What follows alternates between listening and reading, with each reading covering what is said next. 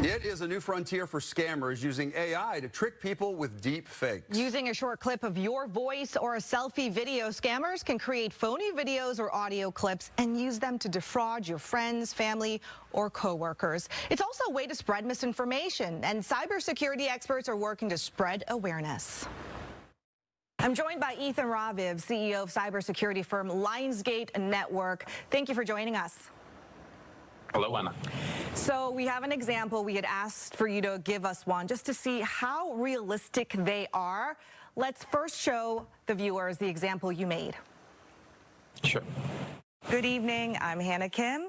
In an unexpected twist that only Seattle could pull off, the city has a new mayor, and he's got blue fur and a hockey stick.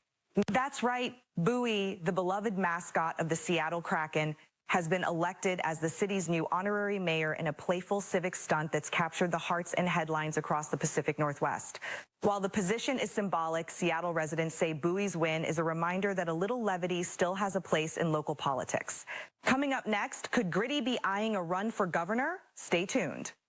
Okay, so it's a little fascinating, but also horrifying. I want to say the voice is very realistic, but when you look at that video very carefully, maybe it's in the mouth. You can kind of tell a little bit that that's fake, and it's kind of a good thing that we can tell a little bit that that's not perfect. True, but this is a video that's produced in less than a few minutes. And therefore, the investment that we've put with it is very, very low. And we didn't want to mimic something so realistic because that could be also a problem. So just by looking at it, you can see it's not you. But a lot of people that will see it on social media as an advertisement for a token or an investment, they probably, if they're too tired or not ready for it, they might go for it.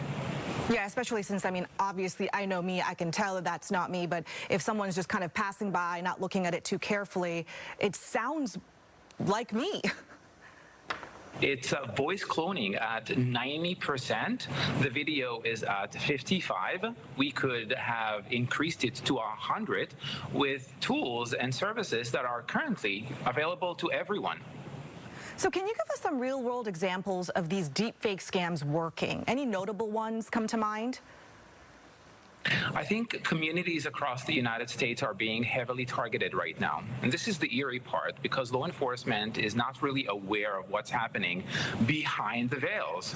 So while the great companies in Silicon Valley are producing great products, they don't take in mind that the embezzlement of this IP is by organized crime that is currently using this for targeting humans with artificial intelligence that is going after human intelligence. This is real disruption that we're seeing. And so a lot of people on social media feel very protected. However, the #1 most targeted space is the Facebook, the Instagram, the WhatsApp, the social media platforms in general, and the online dating like Bumble, Tinder, etc. Yeah, that's a good point, even dating sites. And you had mentioned that this is not a future scam. This is happening right now. So what are we supposed to do? Because it seems like every year the technology gets more believable. So how can we stop this or curb this? We want to raise more awareness, even by this interview. We want to allow people to know that social media platforms are not secure anymore, period. We want to remind them that what used to take human con artists weeks, AI can now execute in milliseconds across millions of targets. It's both scary and scalable. So just having that as a reminder is already setting you off for a better online experience. So be suspicious of maybe what you're seeing is what you're trying to tell people. But what can we do on our end, though? If you have to be on social media, a lot of us have to for work, and there are other people, they might need a social media page for their business. What can we do to scale this back a little bit? As we are using social media, we want to be reminded that what used to be trustworthy based on the security layers online platform used to allow, currently their methods are already outdated. So looking at online experience should be looked with a more investigative eye. A new friend request, a new person who shared your post. You need to be that person now. You need to have that firewall between you and the rest of the online experience. And the faster, the better, because AI can also simulate trust to an extent that would exceed human behavior. And that's what we want to look at today. Very scary stuff, but very important to talk about. Ethan, thank you so much for your time. Thank you.